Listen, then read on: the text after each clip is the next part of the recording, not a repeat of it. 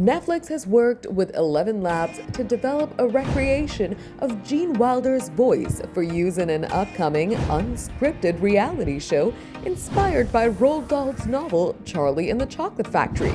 Welcome to GadInsider, your place for the latest tech news. Gene Wilder played chocolate factory owner Willy Wonka in the 1971 film adaptation of the book, and the Gen AI version of his voice will be used in a competition program with challenges inspired by both the book and the film.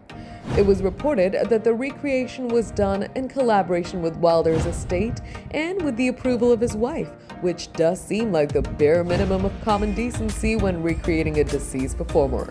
But these days, this happens so often that deceased celebrities are getting imitated by AI, and fans have only one question: why? The AI-generated version of Wilder's voice appears to be in use in the show's trailer, and it does sound like his take on Willy Wonka. But it's weird to hear that familiar voice narrating B-roll of a set that looks just like a production's idea of whimsy. And it's true that his portrayal of the chaotic chocolatier was one of Wilder's most iconic roles. But Willy Wonka originated in a book and is at a good point for reinterpretation by other performers. Wilder might have been the best to do it, but he's not the only actor to embody the character to date.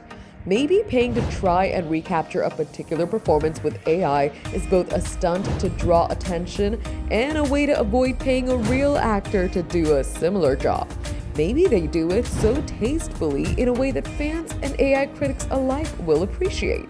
But many will not like it, that's for sure. For more updates, subscribe to GadInsider, like and share the video, and don't forget to press the bell icon so you never miss any update.